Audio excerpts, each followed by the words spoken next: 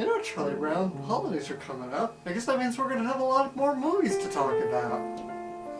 Yeah, but then we're going to have the little red-haired girl that's the Mockingjay to talk about, and I don't know if I want to. You know, Charlie Brown, perhaps you ought to turn your thoughts into actions and ask the little red-haired girl to Star Wars. Linus, you're brilliant!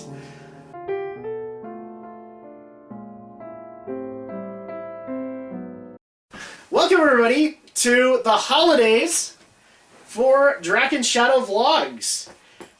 We don't have a whole lot set up for this year, but what we have is prominent and makes its own statement. It is wonderful. If you can't tell, this is going to be somewhat of a positive review, at least from Drak's perspective. We're both very happy. Yes. And also, if you guys notice that we're in a different area, well, this is just something we had to work out. So today we are reviewing the long-discussed, on Geek News Reviews and Opinions, Peanuts movie. That, for the longest time, we didn't think was going to happen. In fact, we kind of dreaded that it was going to happen for a while there, because it's Peanuts, and it's such a classic strip that we didn't want it done horribly. I think some of us were refreshed in the fact that Charles Schulz's son came on to help with the production of it, and so that kind of heartened us, but we were still wary. Then we saw the trailers, and we were kind of slowly getting sold on it. Yeah, we were warming up to it. So with that, I guess let's go ahead and get into the plot synopsis. So first of all, for those who are new to the channel or new to this series, welcome.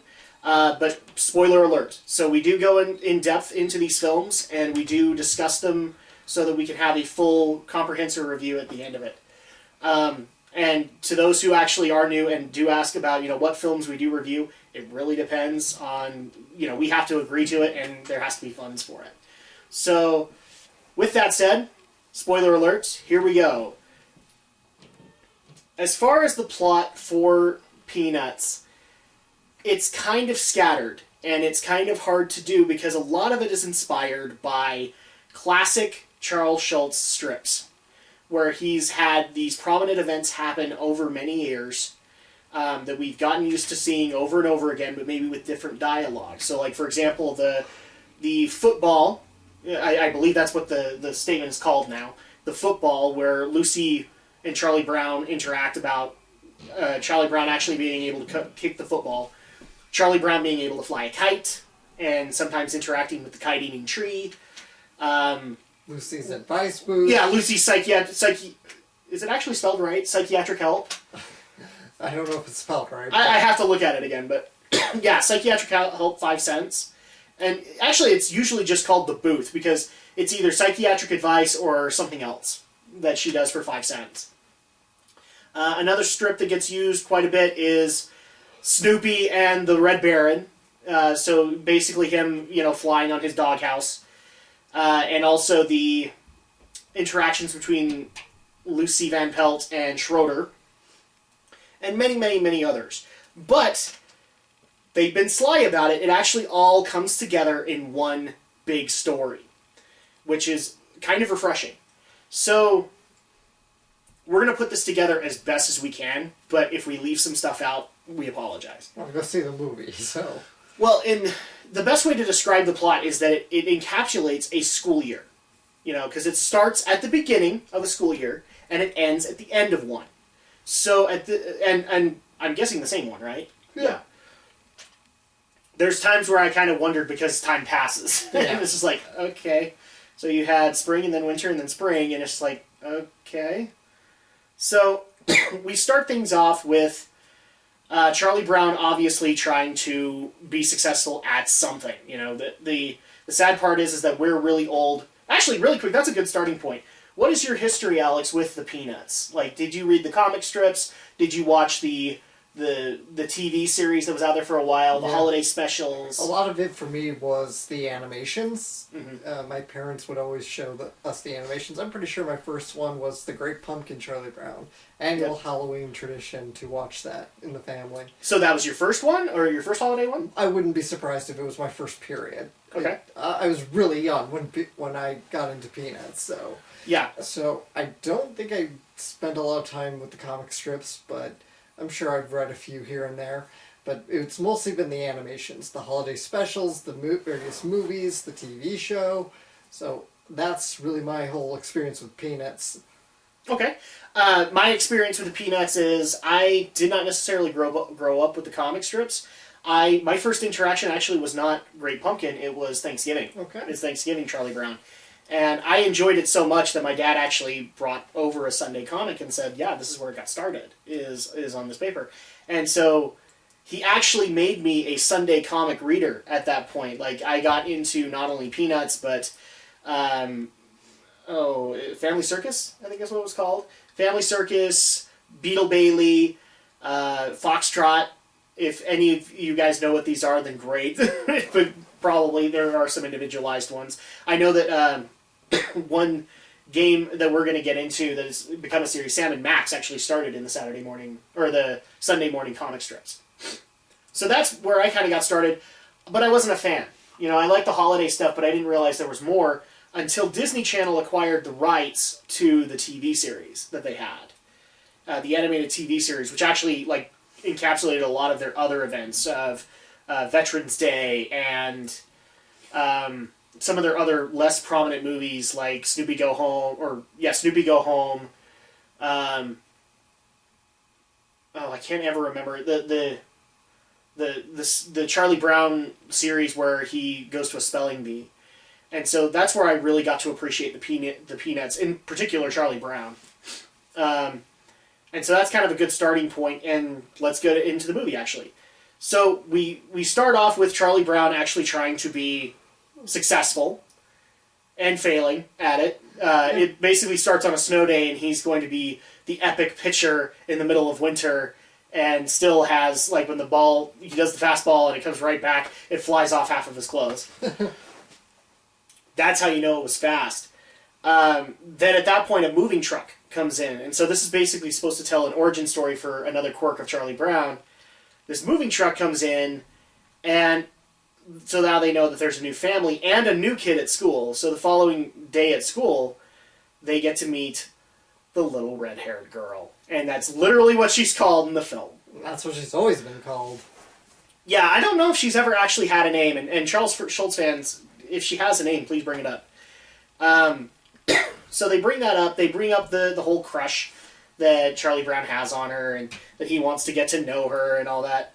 And basically a lot of the movie is based upon shorts of Charlie trying to impress her. So, for example, he hears about a local talent show, and he wants to be a part of it so he can show that he's successful. Based on Lucy's help. She gives him a self-help book of 10 ways to be a winner. And so he decides to do a magic show.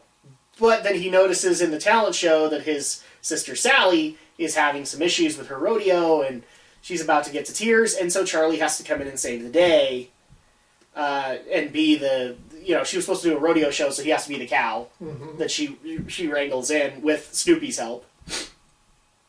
So you have that moment, and then later on we find out about a winter dance that Peppermint Patty kind of cons Charlie Brown into, and so at that point he learns how to dance from Snoopy, and we actually have this moment where he's spending so much time with it, and then he goes to the dance, and he's really doing well. He's about to show himself off and get his dream dance with the little red-haired girl, only to have his shoe fly off and activate the fire sprinklers, only over him, by the way.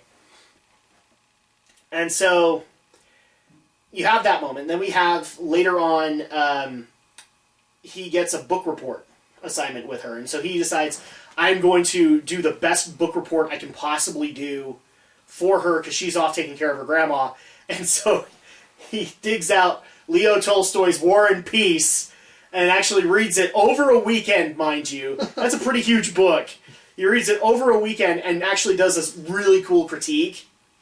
Oh, and before this, we also had standardized test happen, and it just so happens that Charlie Brown got the highest score, so he's considered the genius at school right now, until his Charlie Brown Day comes along, and we find out that the test is actually Peppermint Patty's, and all she did was draw a smiley face with the bubble sheet. So, but he did the honorable thing and said, "This isn't mine," and unfortunately, I must have signed the wrong paper. I apologize. And he kind of slowly slinks out of the room. Then he has the book report, and he hands it over to Linus. He's thoroughly convinced he can't do anything to impress her now, and he's written this very solid critique. I almost wish we could see it on paper. This very solid critique about War and Peace, and the little red-haired girl comes up and says, "Oh, we had a book report," and Linus points out, "Yeah, this Charlie Brown's your partner." And just as he's about to hand the book report over to the little red-haired girl, flies out of his hands. And there's a Little Red Baron plane that's been going out throughout the film, and it shreds it. So poor Charlie Brown, man. There are a couple of those moments where I leaned over to Alex and I went, the Prozac budget just went into the red, and there's nothing we can do about it. And there really isn't anything you can do about it. And also, if you guys can hear a little crying in the background, I apologize. My little girl is not having a good day. So we have all these moments kind of culminating together to Charlie Brown being in the utmost depression. Except he finds out that on the last day of school that they have to do pen pals. Now that should bring something back. Did you ever have to do that? Oh yeah. And it just so happens that they make it so that you pick a name out and you actually the class has to volunteer to be your pen pal for the summer. And when Charlie Brown's name gets picked. And everybody just cooed as soon as it happened. The little red-haired girl steps up and says, "I'll do it," when nobody else wanted to. So at that point, that's got Charlie Brown dumbfounded. He's like, "Why would you... You've seen me be a failure this entire year," because he's focused on everything negative, which is kind of what the viewer has been doing too. So at that point, you've focused on everything negative, and finally Linus just says, the best way to find out is just to ask her. So he decides he's going to go ask her. And we see this epic moment where he's running through this carnival that just so happened to pop up on the last day of school. And he's running his little heart out to meet her before she goes off to summer camp. And enough so that when he sees everything piling up against him, he finally just kind of takes that big sigh at the tree. And it's the kite-eating tree, and it lets down a kite to help him get there faster. And so that's another awesome moment because you finally get to see Charlie Brown fly a kite. It's never happened in the strips, at least not to my knowledge. And he finally gets to the little red-haired girl and asks her. And at that point where him and the viewer have focused on all the negative that has happened, the little red-haired girl focused on everything positive that he did. So she focused on, like when he failed at the talent show, she focused on the fact that he came out to help his little sister. When he did the standardized test and then found out it wasn't his, he didn't take credit for it. He handed it over and said, "This isn't mine," and she focused on that. And then also with the dance, she focused on him rather than the fact that the sprinkler went off. And so it's a really heartwarming moment. And then they get to have their little pen pal deal, and she goes off to summer camp, and he's happy at the end of it. He's actually got a smile at the end of it. And that's pretty much the plot of Peanuts. Yep. It's very simplistic. So let's go ahead and get into the analysis portion of this review, Alex. What were your likes, what were your dislikes with Peanuts? I hated this movie. No, I'm kidding. I love this movie. This was a great movie. I was going to say, you need to do the angry video game nerd kind of, when you say that. I hate this movie. It's a bunch of balls. This movie's too happy. It's too happy, damn it! No, I love... Where's your Rollin' Rock? All jokingness aside, of course, no, this really is a good movie. I was definitely one of the skeptics about seeing a Peanuts, especially when it was going to be a CGI Peanuts. Peanuts, I've known it as this... Well, let's emphasize that really quick. It was CG, yes, but it also had 2D animation in it too. A lot of 2D effects. I'm going to get into that when I get into my full praises. And, yeah. And there was a lot of things I felt kind of working against this movie for me. It's a new Peanuts movie, and obviously without the Charles Schultz behind it. Yeah. Since he's passed on. Well, technically not, but his son was part of it. Yeah, so like his family. You knew that at least, and the son that was a cartoonist. So yeah. you had a Schultz's vision behind it, but that was about it. You have Blue Sky Studio, which I don't want to come down on them, but they're the people behind all the Ice Age movies. And, yes, and I'm scratted out. And yeah, this had a scratch short before it. By Which the should way. have been, which I don't remember the name of it, but I even leaned over to you and said, "Oh, this should be Flight of the Scratugator compliance."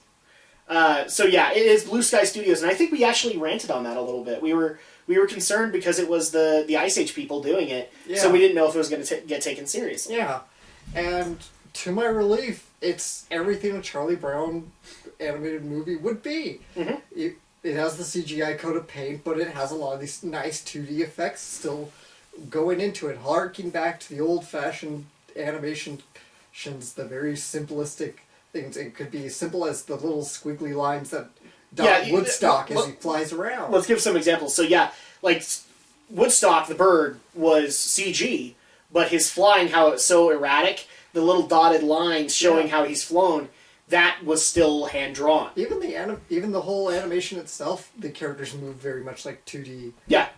Like very limited keys, and that's they could have actually made legitimate legs and have them move, but instead they kept them very true to the animations and how they moved. You see, especially like when you go in close, like a lot of Snoopy's expressions, they're often 2D. They're like his Yeah, his eyes were completely 2D the entire time. And he goes. Yeah, or like when he would get really, really angry and all of a sudden they go zoom in on his eyes, it would be just 2D eyes, and we're talking very simplistic eyes. Yes. So that was also a really cool way to be able to paint that. I would also say the other cool 2D animation was when, because we have this whole arc of Snoopy trying to tell a good story, and so he finds a typewriter. And the typewriter was still in 2D animation, just the print right above. Whereas they could have gone like stupid fonts and things like that. Yeah. Or they could have had Snoopy discover a computer. Instead, they had him discover a typewriter. So, Charlie Brown still writes his book report by hand. Mm-hmm. A perfect example of this also is, and if we didn't bring it up, we would be remiss, is Pigpen. Pigpen was CG, but his dirt 2D. was 2D. It was 2D. Yeah. So that was a really great... nice touch that they added. So, visually stunning. I like the fact the story kind of reminds me of the Lego movie where it's a bit randomized, but it makes sense in the context because that's how very much Peanuts is. It's like little shorts, little vignettes. And this was true in the cartoon series as well, where very much these little vignette mini-stories connected. I think it was actually something Charles Schultz actually wanted, was he wanted to be able to reference back to the strips. And so at that point, even in like It's the Great Pumpkin, Charlie Brown, you had to have the football happen.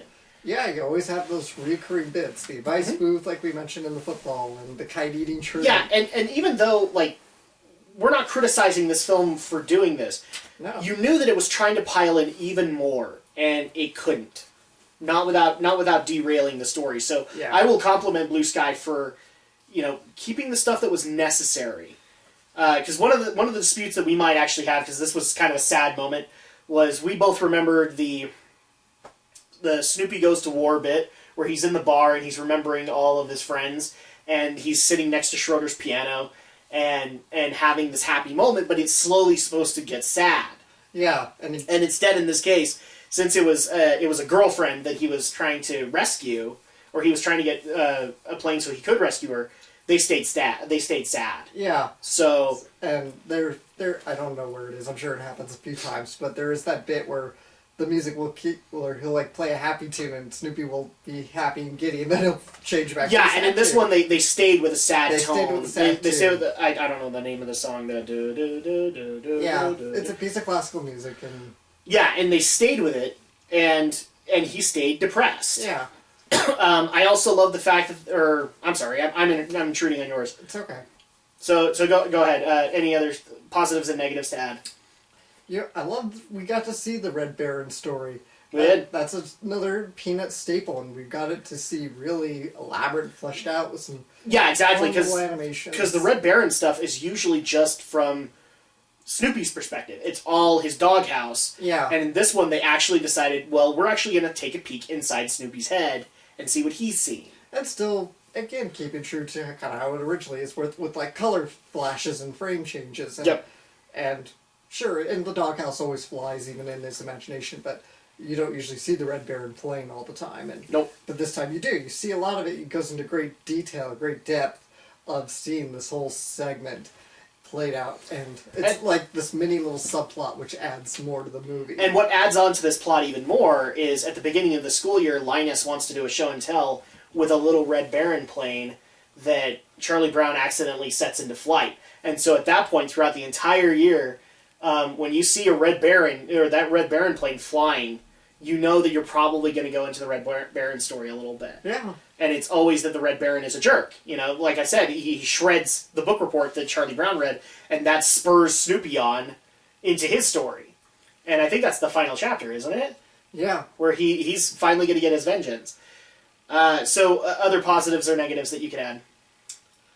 I think that's gonna do it for me. I had like a little wish that the ending credits could have been like, I think this was in the first Charlie Brown movie where Snoopy's typing out all the credits on the typewriter. I would have liked to have seen that. Yeah, I think that actually was the spelling bee, the Charlie Brown movie. Yeah, so, probably so. I think that's I want to say it's You're a Good Man, Charlie Brown, but no, that sounds about right. You're a Good Man, Charlie Brown. Where he types out the credits. That's one of those things that I'm sure that they could have done, but I think they wanted to showcase the CG a little bit more. Mm-hmm. And I'm not going to fault them for it, because it still looked pretty good.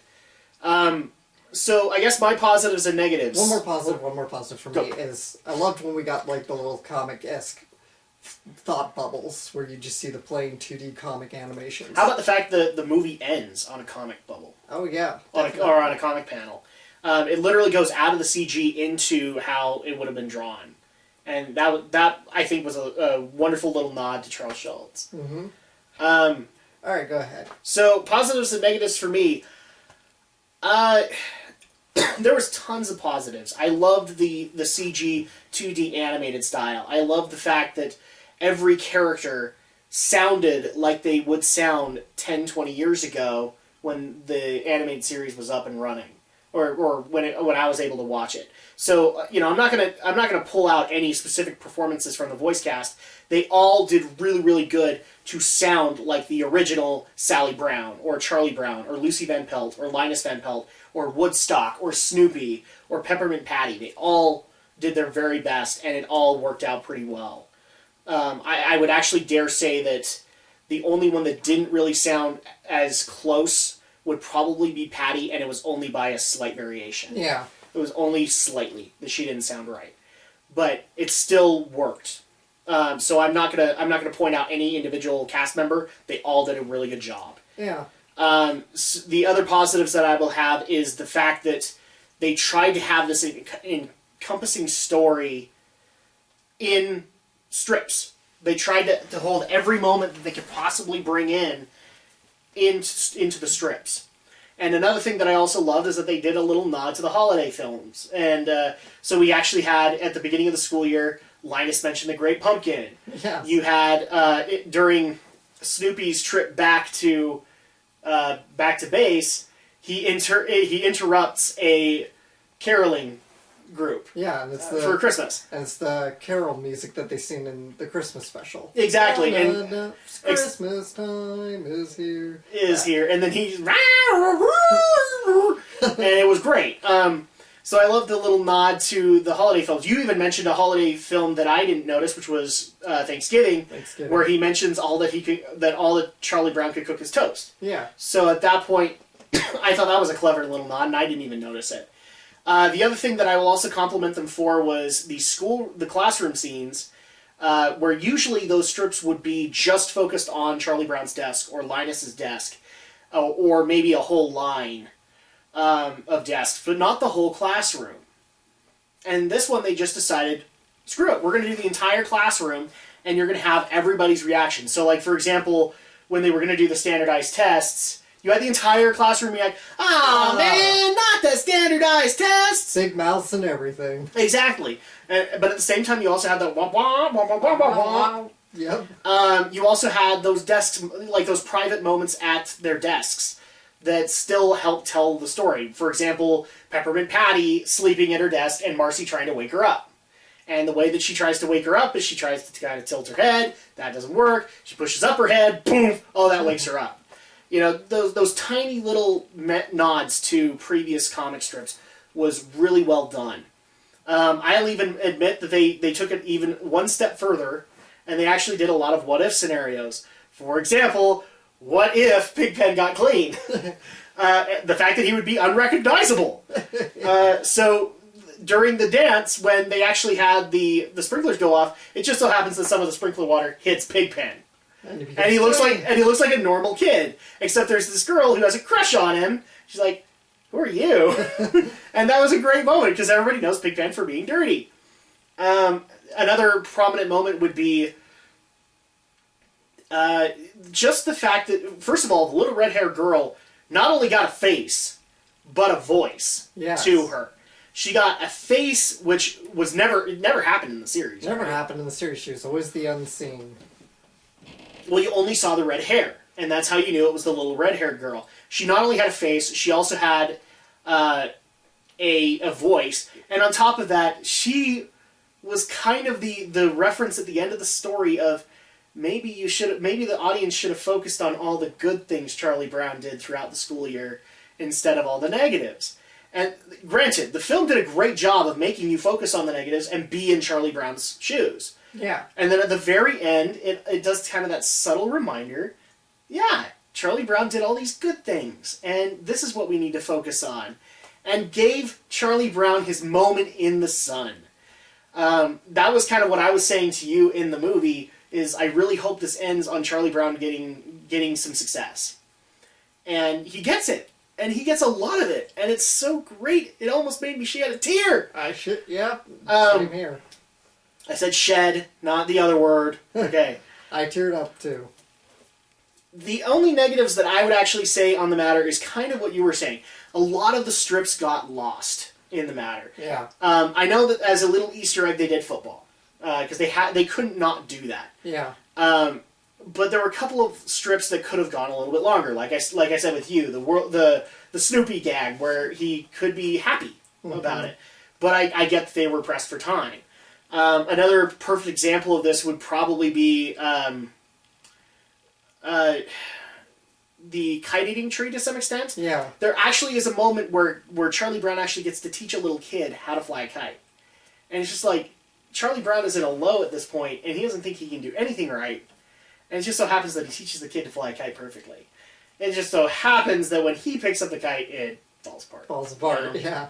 So it's just like, oh, this is such a great, heartfelt moment. That's kind of my problem here, is that this was an emotional roller coaster. It brought you up so high and then dashed your hopes a little bit, just to make you feel like Charlie Brown. Yeah. But at the very end, you felt like, you know, holy crap, Charlie Brown's a good guy. In terms of moments I would have liked to have seen that I missed, even though we kind of get this, but we don't get the trademark song with it, it's the No Dogs Allowed moment. Oh, yes. And in fact, I actually reached over to you and went, no dogs allowed. And they didn't really go into that. However, they went into all the gags that Snoopy has ever done to get into school, including Joe Cool. Yes. I love the fact that Joe Cool song. Well, in here, Joe Cool. They really needed a remix song of that. Yeah. But the best part also was that Joe Cool is usually like the Fonz kind of character. He's got the leather jacket. This time they went modern and they actually, you know, put a T-shirt on saying Joe Cool with sunglasses. And I thought that was a really nice touch to kind of bring it into modern audiences, so that people could get, you know, oh, it's Joe Cool. That's awesome. You brought it in. But yeah, one of the negatives that I would have is I would really love a lot of these strips to come back and to be able to have more prominent moments. Like baseball, for crying out loud. You know, he only got a few moments to have that pitch and then boof, and we never got, you know, him putting the clothes back on or anything like that. It bounced right into a little red-haired girl moving it. What was another one that came up? One that was actually pretty much missing from it was they tried to implement it in the cafeteria a little bit with the whole what we actually tried to do earlier, where they're at the rock wall and they're talking. Yeah. And instead they basically did that at a lunch table. But I still wanted to have that moment, which came at the end, to legitimately have that moment of pondering, that moment of trying to consider things. I'm trying to think of other strips that actually got left out from Peanuts, but I think that's pretty much it. We had a lot of individual class scenes, which is a lot of it. We also didn't have a whole lot of parents in the film. And you never really see the parents in the original. No, but you always hear the wah wah wah, and Yeah. and I actually wanted to hear a little bit more of that, just because I wanted to hear like, wouldn't it have been a great thing to have, Charlie just really down on his luck, and then all of a sudden the door opened and wah wah, and it's his dad trying to make him feel better. I would have loved that moment. The other thing too is they also tried to add in a lot of more modern stuff. I don't think this is a positive or a negative. It's just kind of there, where Charlie Brown is considered a genius, and so his sister, instead of Lucy's usually the little capitalist in the series. Sally instead tries to capitalize on it, makes merchandise, has people tour through the house. Yeah. So that was actually a really nice put moment. And then also the one that bothered me, and I have to put this down as a negative, but I get why they didn't do it because it was Charlie Brown focused, is Linus's blanket withdrawal. I always laugh at those moments because you feel bad for Linus, but at the same time it's a blanket. Yeah. Lucy's right. It's a blanket. He doesn't necessarily need to have it. We didn't have the moment where Snoopy ran off with it, but I would have liked to have that short a little bit in there. But with that said, we've gone into our positives and our negatives. So final thoughts and our score for Peanuts, Alex. It's a great movie, great start to the holiday movies. A real lift me up, little feel good movie. This is a movie I can't wait to show my own mother because she loves Peanuts too. Mm-hmm. So absolutely great movie, highly recommended. Solid 9.5 out of me. Why just the 9.5? Just the few moments I still would have loved to have seen. Mm-hmm. That missing that. It's really strong. It could kind of tip the balance either way. Yeah. I'm actually going to go with a 9.5 too. And it's just because there were those strips that I wanted to see. But if this does well enough, maybe we'll actually see a Peanuts 2 where they can incorporate it a little bit better. Yeah. Overall, I think this is a really good, feel-good holiday feature. In fact, I love the fact that two of the films that we've seen this year have been Inside Out and Peanuts. Because they're really feel-good films. So I recommend this wholeheartedly to any Charles Schulz fans. You will not be disappointed. There's enough there from the original comic strip, and there's enough love put to it that you will appreciate it. But also, to the modern fan who doesn't know what Peanuts is, you will still get some enjoyment out of it. And it will still make sense to you. Because when you take Peanuts and wrap it up at the end of the day, there's not a whole lot of complexity to it. We Schulz fans attach a lot of complexity because we've seen these characters for so long. But in essence, these characters were the way they were. And there's no denying that. So anybody, I think, can enjoy this. Parents, bring your kids.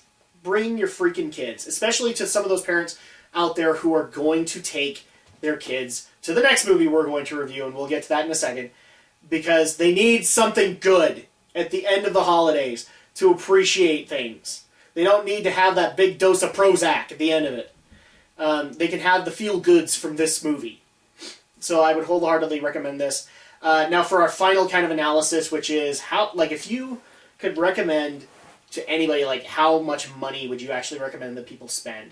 And the highest usually that we go to is 3D IMAX, which is $15 a ticket, down to all the way down to matinee. Mm-hmm. How much would you recommend that people spend for this? I'd say worth a matinee price if you got kids. Take them on a Saturday afternoon. And really, I don't see the need to splurge for 3D in this. There's nothing particularly exciting that you'll see in 3D that you won't get in the regular experience. But would you recommend that people pay for that? That's the thing. For 3D? Yeah, well, would you recommend that people pay the highest price that they could for this film? As I like this movie, but movie tickets are so expensive and per person. So if you've got a fair amount of kids, I still say stay with matinee, and you'll have fun either way. You'll enjoy it either way. If you really are, unless you really are spendthrifty, then fine. You can either way, splurge. You can either splurge or, but I say like a primetime showing. yeah. Kind of thing. I personally just say you got kids. Save some money and go for matinee. I would recommend, depending on the audience that you get, if it's a bunch of kids, then matinee works because that's kind of the time that they're going to want to go see it. But if, let's just say for the sake of argument, you have a bunch of friends who are nothing but Peanuts fans, I would recommend this as a primetime kind of showing. If that's the only time that you can make it work, then by all means pay the money. I would even recommend go the whole 9 yards, get the big bowl of popcorn, and just appreciate all the nostalgic gold that you're going to get from the whole process. I personally want to take my daughter to this, and she's 3 months old as of tomorrow. So at that point, I mean, she's not going to get a whole lot of enjoyment out of it, but this is one of those films that I want her to know. Because it's just that good. It's just that feel-good kind of movie. And I think that's going to go ahead and wrap up our review of Peanuts. Holy crap, we were so worried about this in 2014, and now that we've seen it, I kind of want a sequel. I kind of want them to go the next step and try and tell another story. But you know what? If they were to end on this, I think that would be fine. Maybe even get a new TV series out of it. Yeah, or something like that. But like I said, if this was all we got, I think I'd be fine with that. This would be a great way to end the Peanuts on a high note for a lot of people. Which is appropriate because when we come back, we're going to be on a horribly low note. Because the next film that we are going to be reviewing is The Hunger Games Mockingjay Part 2. Can we see Peanuts after? So that we so that we feel better? Yeah, we're going to need it. It's going to be like the equivalent of going out to Baskin-Robbins after the movie and just getting ice cream. We need to have that moment to know that not everything is evil and not everything is bad. I like that idea. Let's do that. Okay. We'll review Peanuts a second time after. No, I'm kidding. So I guess we will see you guys next time for Hunger Games Mockingjay Part 2.